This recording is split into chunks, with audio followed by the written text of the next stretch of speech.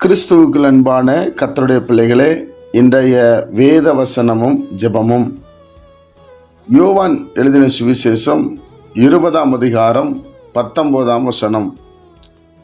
வாரத்தின் முதல் நாளாகிய அன்றைய தினம் சாயங்கால வேளையில சீசர்கள் கூடியிருந்த இடத்தில் யூதர்களுக்கு பயந்ததினால் கதவுகள் பூட்டி இருக்கையில் இயேசு வந்து நடுவே நின்று, உங்களுக்கு சமாதானம் என்றார்.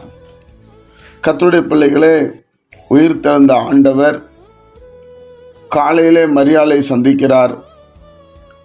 மரியாளிடத்திலே சொல்கிறார், நீ போய் என் சகோதரருக்கு போய் சொல்லு என்று சொல்லுகிறார். சீசர்களை சகோதரன் என்று அழைக்கிறார். மரியாள் ஆண்டவர் சொன்னதை கீழ்ப்படிந்து சீசர்களை ஒரு இடத்தில் அழைத்து கொண்டு வந்து, வீடு பூட்டி இருக்கிறது, வீட்டுக்குள்ளே இருக்கிறார்கள் யூதர்களுக்கு பயந்து.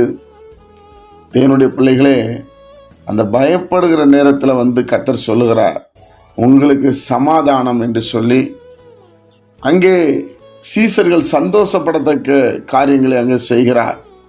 தன்னுடைய கைகள் கால்களிலே விழாவுகளிலே காணப்படுகிறதான அந்த காயங்களை காண்பிக்கிறார். தேவனுடைய பிள்ளைகளே, பூட்டியிருந்த வீட்டுக்குள்ள இயேசு கிறிஸ்து வருகிறார். பயத்தில் இருக்கிறவர்களுக்கு, பயத்தில் இருக்கிற தேவனுடைய பிள்ளைகளுக்கு, இன்றைக்கு கூட நம்ம பலவிதமான பயத்தில் நம்ம வாழ்ந்து கொண்டிருக்கலாம். மரித்து உயிரோடு எழும்பின ஆண்டவராய் இயேசு கிறிஸ்து சரீரத்தோடு இருக்கிறதை நம்முடைய பிள்ளைகளுக்கு அவர் காண்பித்தார் என்று வேதம் சொல்லுகிறது.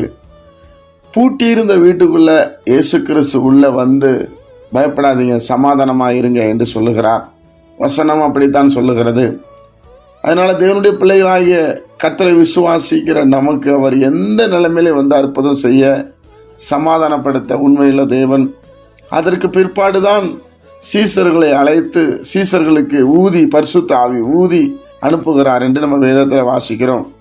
அப்போ தேவனுடைய பிள்ளைகளை நாம் சமாதானமாய் இருக்க வேண்டும் என்று கர்த்தர் விரும்புகிறார்.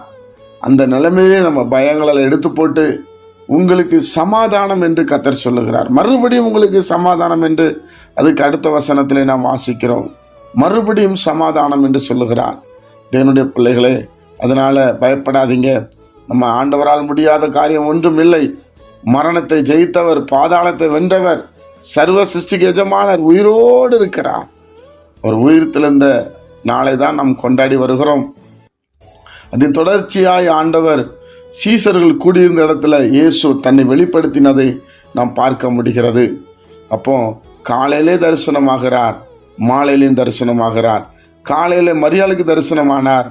மரியாள் அதை சீசர்கிட்ட சொல்லி, சகோதரர்கள் என்று வேதம் சொல்லுகிறது, சொல்லி அழைத்து அவங்க சேர்க்கிறாங்க. கர்த்தர் கிரியை செய்கிறார். ஜெபிப்போமா? தேவனுடைய பிள்ளைகளை, இன்றைக்கும் ஏதோ ஒரு காரியத்துக்கு பயந்து நம்ம வீட்டுக்குள்ளே பூட்டி இருக்கிறோமா? நீங்கள் பூட்டி இருந்தாலும் இயேசுவை தேடுற பிள்ளைகள் வீட்டுக்குள்ள இயேசு வந்து சமாதானம் என்று சொல்லுவார். பரிசுத்த பிதாவே, உம்முடைய குமாரன் இயேசு கிறிஸ்துவின் நாமத்தில் வருகிறோம். இந்த நாளை நீர் எங்களுக்கு ஆசீர்வதித்து தாரும். உம்முடைய சமாதானம் எங்களுக்குள்ளே உண்டாகட்டும். கர்த்தருடைய நாமம் மகிமைப்படட்டும். பொறுப்படுத்திக் கொள்ள இயேசுவின் மூலம் ஜெபிக்கிறோம் எங்கள் ஜீவனுள்ள நல்ல பிதாவே, ஆமேன்.